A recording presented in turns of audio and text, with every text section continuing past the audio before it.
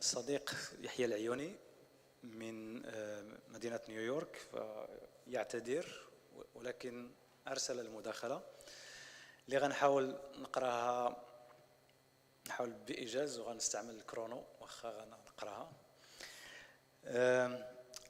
العنوان ديال المداخلة هي The Internal Other in Myopia Challenging Social Exclusion and Dominance.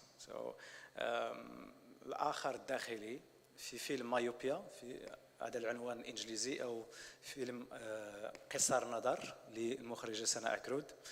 تحدي الإهمال أو الإكسكلوجن، الإقصاء الاجتماعي والهيمنة. غنحاول نقرأ المداخلة كما هي.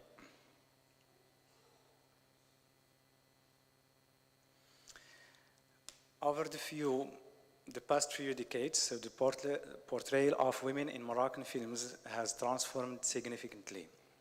Early films often depicted women as passive and marginalized characters, with only a few exceptions. However, recent years have witnessed a shift towards more complex and nuanced representations of women. In contemporary Moroccan cinema, particularly in Amazigh films, women are frequently portrayed as empowered, independent, and strong individuals who challenge traditional gender expectations and roles. Examples of such roles can be seen in films like Nargis Njar's Dry Eyes, L'Hassan Zinon's Mouchouma, and documentaries like Tariq al-Idrisi's La Journée de Khadija or Safar Khadija, and Tala Hadid's House in the Fields, Manzil fil Huqul.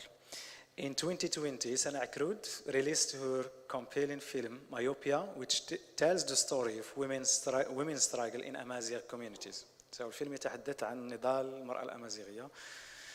This film could be viewed as a turning point in Amazigh cinema and the role of women in reshaping gender relationships and subverting power dynamics. بالنسبة ليحيى العيوني يعتبر فيلم مايوبيا هي نقطة تحول في مسار السينما الأمازيغية في علاقتها مع تمثل المرأة. This paper examines the character of Fatim, played by Sana Akrud in the film, as she embarks on a journey from a rural area to an urban setting and confronts the power imbalances between the two. My analysis will focus on the ways in which Fatim challenges the notion of the rural other and deconstructs the internal Orientalist perspective that underpins this concept. The story of Myopia centers around an Amazigh woman who takes it upon herself to fix the glasses of the village's only literate person, the Imam. With no prescription to guide her, she embarks on a journey with uncertain outcomes. Initially expecting a quick trip to a nearby town, she finds herself traveling to Casablanca, where she has no connections. Despite the challenges, she remains determined to succeed in her mission. So, بالنسبة لقصة الفيلم باختصار شديد، فاطم غتبغي تمشي للدار البيضاء باش تصاوب النظارات ديال الإمام، لأن الإمام هو الوحيد في الدوار اللي قادر يقرأ الرسائل، وهي كتنتظر الرسائل من الزوج ديالها. إذن خصها تفك المشكل باش ملي غتوصل بالرسالة من الزوج ديالها غتكون حقات يعني، ولا دارت هذاك اللي غيقراها غيكون يعني عنده نظاظر مقادين الى غير ذلك. وغتمشي في رحله للدار البيضاء وغتيه في الدار البيضاء. There is a title, so from forms of dominance, exclusion, marginality and resistance. The filming technique used in Myopia is documentary style. So يقول بأن التقنية المستعملة في الفيلم هي ذات طابع وثائقي. The movie begins with a close-up shot falling on Fatim's bed from the ceiling. She gets up, moves the bed and goes back to sleep. The next scene follows Fatim in the middle of nowhere, where she digs out shrubs and branches, piles them up and carries them on her back. There is no dialogue, ليس هناك حوار, only the sound of her footsteps and heavy breathing. The camera mimics real-life situations and engages the viewers by alternating between shaky, medium, and full-body shots as it follows Fatim, highlighting the struggles faced by women in these areas. After returning home, Fatim is shown washing clothes. These short but detailed scenes depict the daily routine of women in these villages who are the first to wake up and the last to go to bed. Though applied in a different context, Gayatri Spivak's notion of the subaltern as marginalized and silenced is helpful in this scene, especially when she emphasizes that the female situation is subaltern is worse. He is quoting Spivak, much like in the context of colonial production, the subaltern cannot speak, as the subaltern as female is even more deeply in shadow. It is evident that in the film, Akrud gives Fatima a voice and allows her to speak, to claim her agency and affirm presence. So هذه الأطروحة التي اشتغل عليها يحيى العيوني أن سنة عكرود تعطي أو تمنح لفاطم صوت و يعني تبرز فاعليتها من داخل السرد الفيلمي. Then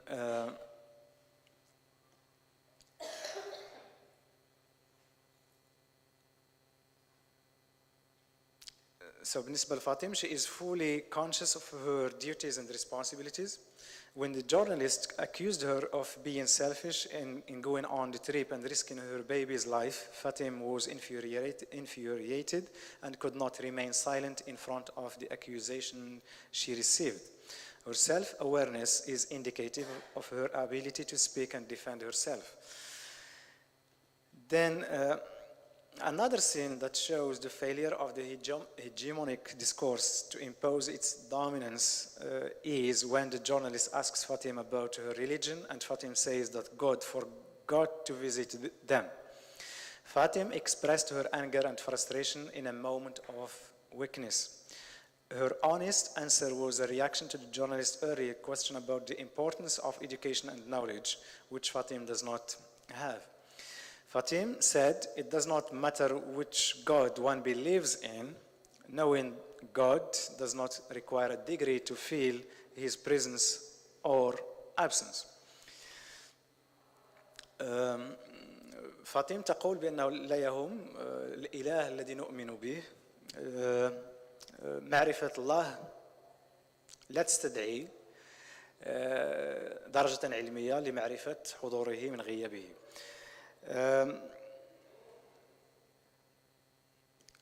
The second section or subsection, so the construction of the internal other in myopia, بناء الآخر الداخلي في الفيلم.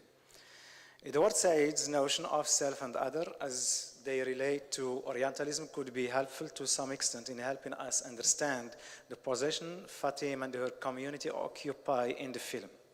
The only difference in othering in myopia is that this form or Orientalism is done within the borders of the nation state, as Johnson explains. This is Johnson speaking. From a geographic perspective, internal Orientalism represents a discourse that operates within the boundaries of a state, a discourse that involves the othering of a relatively weak region by a more powerful region or regions within the state. End of the quote.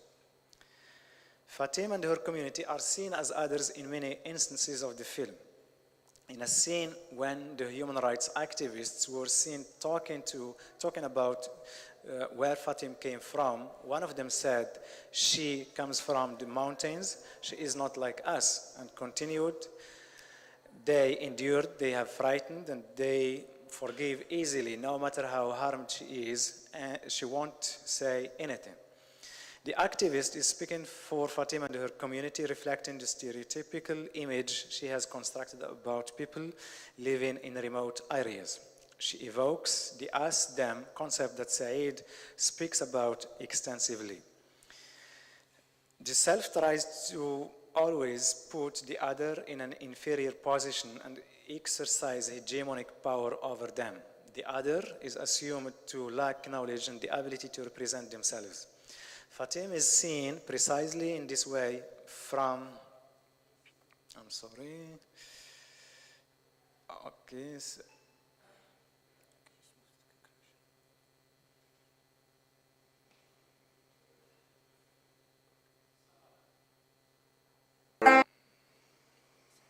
Okay, so let's move to the conclusion. Amazigh cinema has gained momentum in the last 10 years. It has become more visible and recognized locally and internationally through film festivals and other venues. The presence of Amazigh cinema has become essential, and its contribution to film as an art form and a cultural representation is vital to social change. Myopia subscribes to this continuous effort by filmmakers to present visual narratives that speak to the Amazigh people's struggle and challenge the power dynamics and mainstream discourse. Sana Akrud, as a filmmaker and actress, proved that making captivating films that speak to people on the margin who have been neglected and isolated is possible. After refusing her screenplay by the Moroccan Cinema Center 3 times, she did not give up and gathered what she could to produce this film. في سياق هذا النقاش الدائر حول السينما الأمازيغية، سنة عكرود تقول بأن 3 المرات وهي كتقدم مشروع الفيلم اللي باش يدعم من طرف CCM وكيترفض. The film narrative shows that the themes discussed are well researched and finely executed. Amazigh people need a cinema that represents them and highlights their presence reflected in their cultures, language, and history. When Nargis Najjar made Dry Eyes in 2003, it was a breakthrough in Moroccan cinema because of its focus on a taboo topic concerning sex work and because it was an Amazigh film. So هنا يلتقي مع ما قاله السي أحمد أن العيون الجافة يعني لا يمكن إنكار مساهمته في التعريف بالقضايا الأمازيغية. In myopia, events make a different path, but the aim is still the same, to have women and invisible Amazigh communities voice their concerns and resist dominance, cultural or ideological. Akrud questions the role of the nation state in marginalizing these communities and its failure to address the issues. Thank you.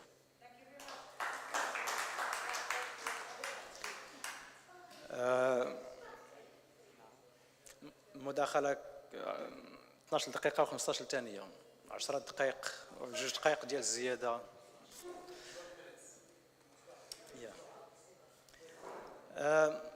We will move to the last contribution, so by Jamal Bahmed, so it will be recorded, so ما يمكنناش ندخلوا لأن هي مسجلة فيها أعتقد فيها 14 دقيقة غنتفرجوا لها. Then we will have maybe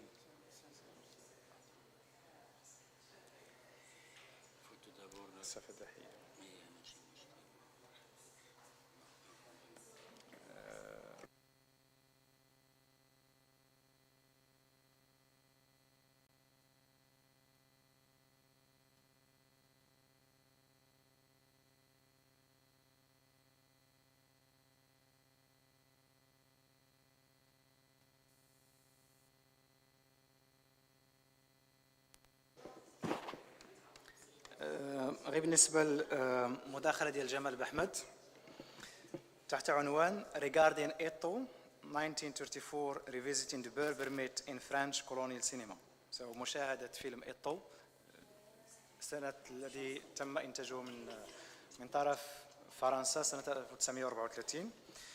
إعادة زيارة أسطورة الأمازيغ في السينما الكولونيالية الفرنسية.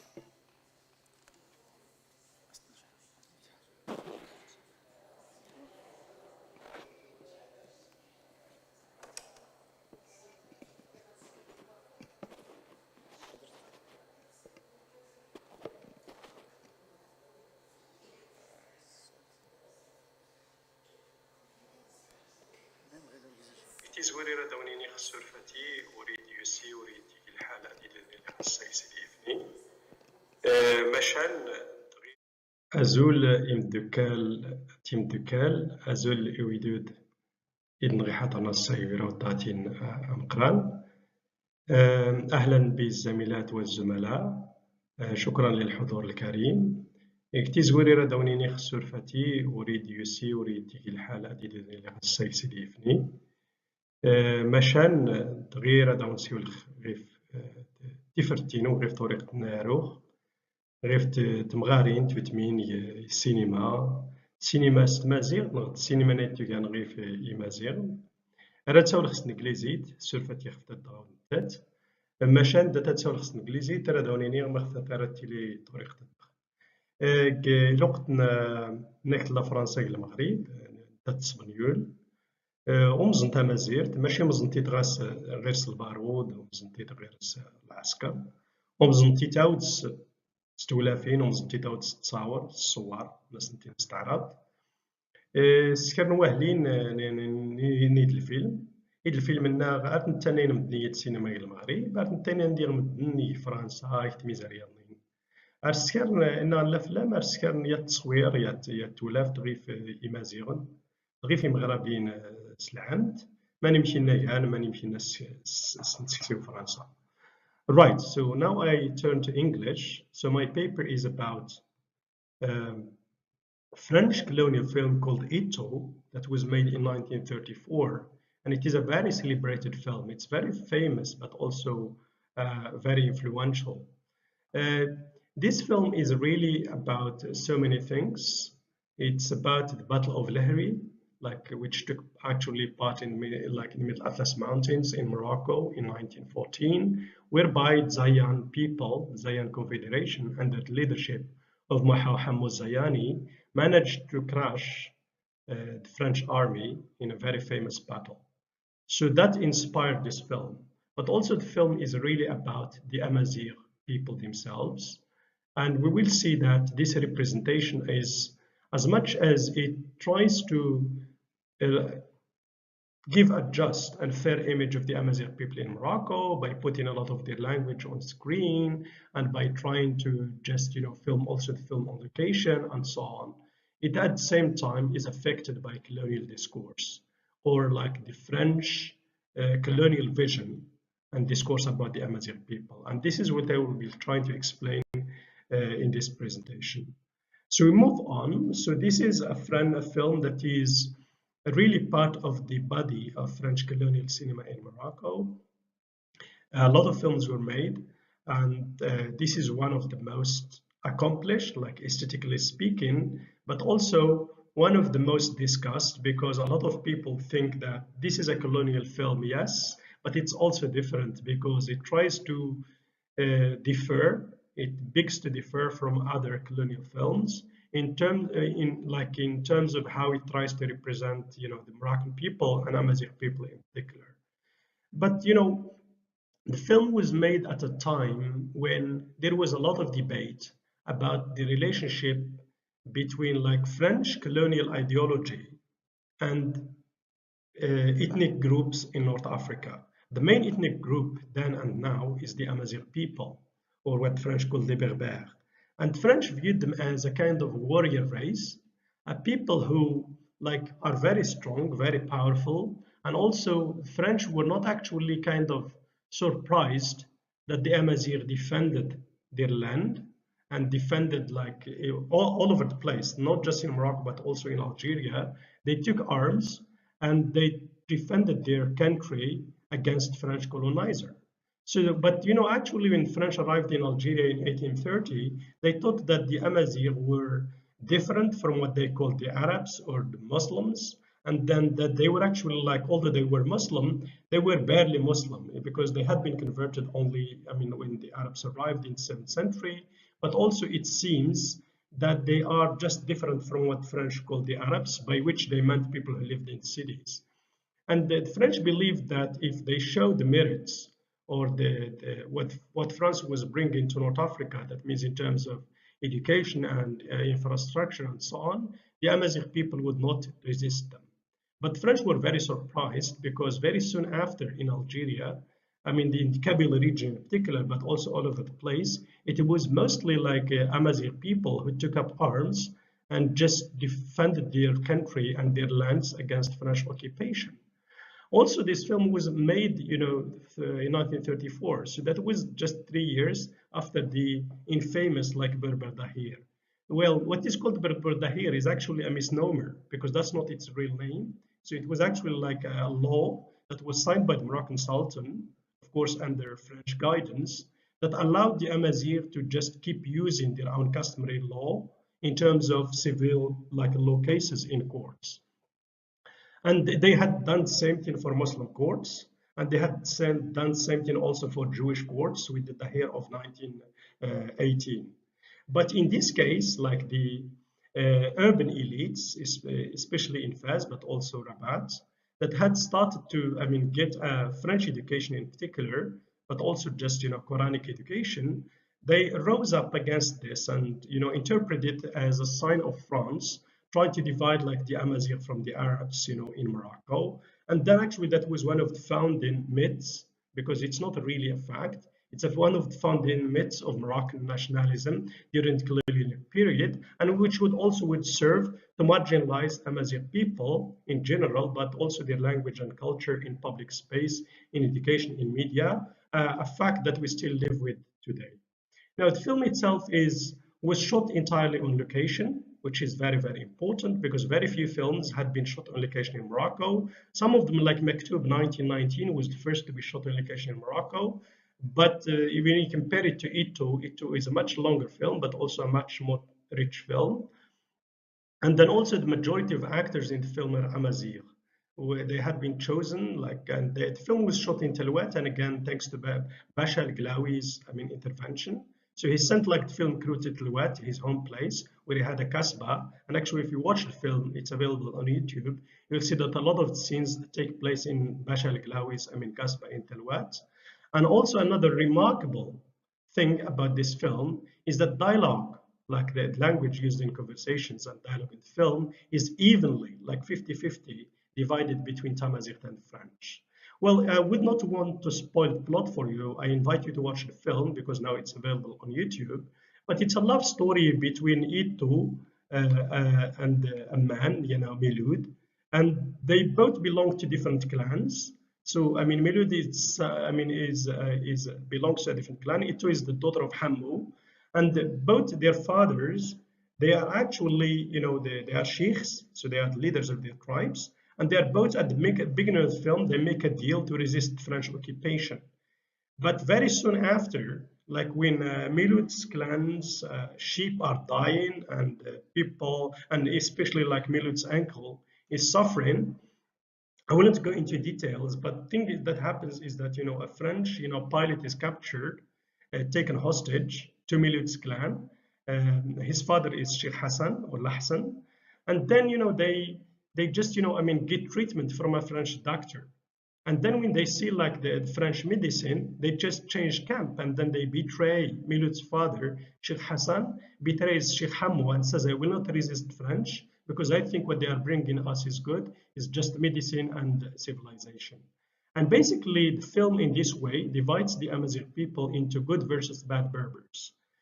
And so the good Berbers are the ones who accept France and what it's bringing, which is peace and technology and love, which is just colonial discourse. Because in reality, the France was also mainly massacring people because they wanted to be free and wanted to resist French occupation. The bad Berbers are those like Sheikh Hammu who don't see that and they resist France and its occupation. And Hammu has a daughter, and they're both here. So at the top is Sheikh Hammu. And of course, this is a reference to how Hammu Zayani, leader of Zayan, of Isaïtan's resistance against French occupation. And Itu, as you can see there, was in a love relationship with Milud, that she marries, in film, and then has a child with him. She is played by Simone Birriou. And Simone Berrioux was none other than the wife of Henri Berrioux, a very important public servant during in the colonial administration and a key advisor to General Lyoté about the Berber policy of France, like how France should deal with the Amazigh people in Morocco. And Simone Berrioux is said to be the only French woman who spoke Tamazight. Well, that's not true. Maybe the only actress that spoke the language fluently, but she speaks it in film. But you can also see that she's not that actually fluent. And also that, she uses a mix of sometimes of words, like a sentence that doesn't have a verb or something like that. But what's very important for me, and this is my concluding remark, and you can read the paper for more, is that it is a kind of Pocahontas. It is a kind of indigenous woman who is there, who betrays her own people, and then takes sides like with the occupier, in this case the French army, and helps them to take her land and to take over her own people. And the idea is that Ito is smarter than her father, because she sees the merits, or she sees the gains that her people could make from just making peace with France, instead of taking arms and trying to resist French army. So you can see here that Ito and her father, they are like complete opposites. They stand on different sides of the spectrum. So Ito believes that France is good, whereas Hamou believes that France is bad. And Sheikh Hamou, even when his own people start leaving him because they think that he is mad by trying to resist France, or it had better weapons, and also because France was bringing medicine and so on. But Sheikh Hamou is a kind of, like in colonial discourse, a kind of noble savage, a kind of person. So it's not a noble slave as it says in the slides, it's a noble savage. And you can find it also in the paper, in the book. It's a noble savage, someone who is who has this culture of honor and would not submit to the colonizer and would rather die, and which is what happens in the film. So in the last scene of the film, Hamou dies, and also Ito dies with him, because although she thinks that he is not on the right side of history by resisting French, Ito actually just goes there and she dies with her father, like in his last stand against French, because after all, he's her own father. So this makes the film very dramatic. But the idea is that also, it is very clear that the only way for Amaziran, for the Amazigh people at that time, was to just follow France and accept its rule and domination and so on. Something that they didn't do. Instead, they took arms against France. They defeated it, and then they were also defeated in many battles up until 1933 with the Battle of Bougafer. But thing is that, they paid a very heavy price for that during that period, because thousands of Amazigh people died, but also they were on the losing side of history, because after independence they were not rewarded for their heroism, for their resistance. Instead, they were marginalized, have been completely marginalized in lots of spheres, especially education and language policy and so on. Things have improved a little bit now with the language being taught in some schools up to 8 or 9% of national schools. But for a people who resisted French occupation and towards the end of the colonial period also contributed significantly to getting rid of the colonizer and the colonial occupation, they have not been rewarded for that. And the key to that is also colonial representations, as we see in this film. The Amazigh being, kind of shown as a people who are prone to French colonization. Azul imdukal timdukal azul iwidud idn غيحطنا الصيفرة وطاتين أمقران. أهلا بالزميلات والزملاء، شكرا للحضور الكريم. اكتزوري ردونيني خسور فتي أريد يوسي أريد تيجي الحالة دي السي سيدي إفني مشان غير دونسي غيف تفرتينو غيف طريقة ناروخ غيف تمغارين تمين السينما ستمازيغ السينما نيتو كان غيف إمازيغ راه تساول خص نكليزيت سورفات يخفت الضغط تات مشان دا تساول خص نكليزيت راه دونيني مخفت تارتيلي طريقة الوقت نكت لا فرنسا المغرب تسبنيول ومزن تمازيرت ماشي مزنتي تغاس غير البارود ومزنتي غير العسكر ومزنتي تعاود ستولافين ومزنتي تعاود تصاور الصور ناس نتي نستعرض سكر نواهلين نيد الفيلم إنا غاد نتاني نمدنية السينما المغرب غاد نتاني ندير مدني فرنسا يتميز رياضيين أرسكر إن الأفلام أرسكر يا التصوير يا التولاف تغيف إمازيغن تغيف مغربيين سلعمت ما نمشي نيهان ما نمشي نسكسيو فرنسا. Right, so now I turn to English. So my paper is about French colonial film called Ito that was made in 1934, and it is a very celebrated film. It's very famous, but also very influential. This film is really about so many things.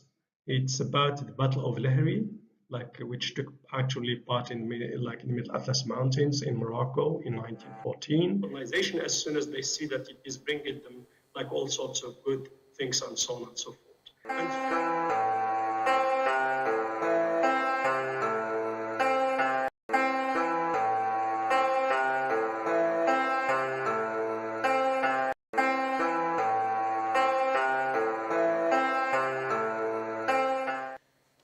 Then,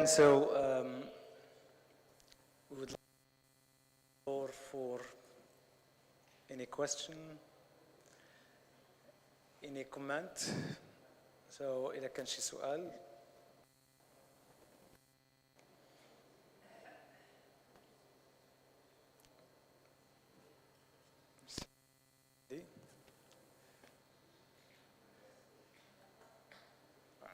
إذا غنفتحوا لائحة.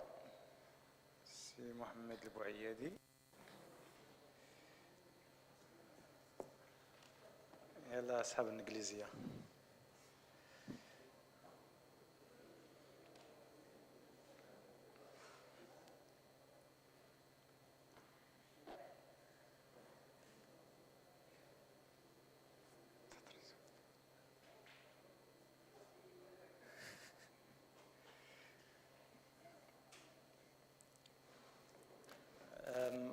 يعني ممكن إذا كانت اللغة كحاجز يعني ممكن طرحوا سؤال بالعربية بالفرنسية. منطقيا وواقعيا هو أن السي أحمد هو الوحيد اللي بإمكانه يجاوب على الأسئلة لأن الإخوان الآخرين ما كاينينش. إذا نعطي الكلمة للسي محمد إلا بان شي واحد نعطيوه الكلمة. So the question shall be in English or in Arabic? My question should be in English or in Arabic? Both, okay. Well, thank you very much, Si Wazani. I'd just like to, since you made the effort and then being physically here, so and you raised very interesting questions. To ask you a question, especially on the first part of your presentation. You raised the issue of the classification of what we can call Amazigh cinema. And I agree with you in a sense about this conceptual ambiguity. And this issue has been raised by many people, by many film critics and historians, whether to talk about purely Amazigh cinema or Moroccan Amazigh cinema in Moroccan Amazigh cinema in Moroccan cinema in Amazigh language, or Moroccan film, or whatever. I think, and this leads us to the historicization of this emergent cinema. Can we consider, and we have been talking so far about it, can we consider Hussein Bouzakaran Tamghar Tour as the first film of Amazigh cinema? Or we can go back far in history and we can include other films like Min Al-Wad Al-Hi by Al-Abbazi. Or if we go farther in history, we can also consider Yitto, for example, as belonging to the Moroccan Amazigh cinema. I think this ambiguity, it's not new. In Moroccan cinema also, the question has been raised.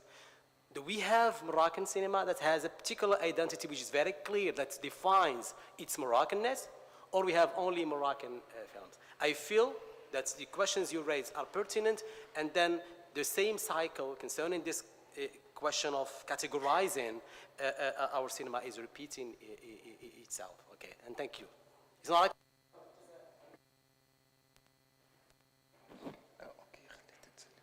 Thank you, Si Mohammed. So, Fatima.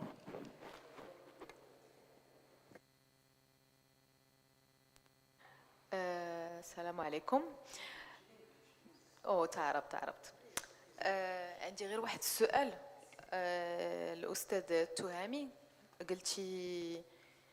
هضرتي على كيفاش نرجس النجار، هضرت على أنه فيلم أمازيغي، وطرحتي واحد السؤال: شنو اللي كيخلي الفيلم أمازيغي؟ واش إلا داروا مخرج أمازيغي، أو إلا كان كيطرح مثلا إلا كان كتستعمل اللغة ولا الثقافة؟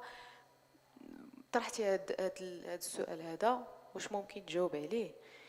والسؤال الثاني: في منظورك طبعا الأفلام الأخرى لنرجس النجار، واش طرحت شي حاجة أمازيغية؟ السؤال الثالث: واش قلتي بأنه نرجس النجار انتقدوها وقالوا لي ملي هضرتي على الأمازيغ عطيتينا واحد الصورة اللي هي كي غادي نقول لها شنو هي قاتمة.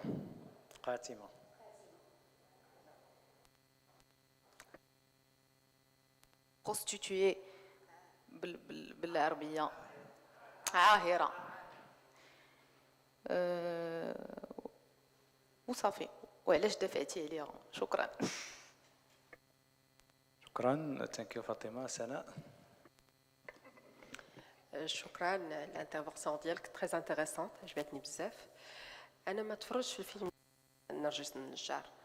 انا اللي عجبني هي الاناليز ديالك انت en tant que غير امازيغي وغير متحدث بالامازيغيه، والنظره ديالك d'un regard d'extérieur en tant que chercheur اللي انا اللي كنشوف راسنا زعما حنايا كمتحدث او كنمازيغ qui travaille sur une problématique كنكون عندنا regard on est intégré حيت intégré في la culture.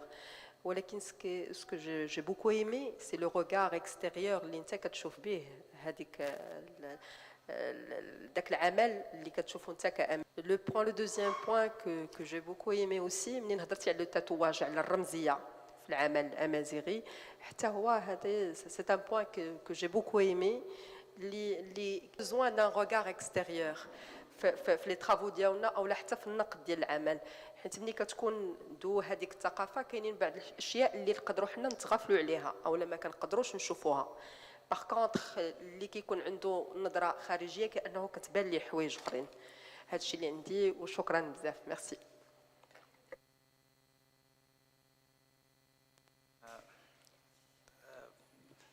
Thank you very much for your comments. Okay.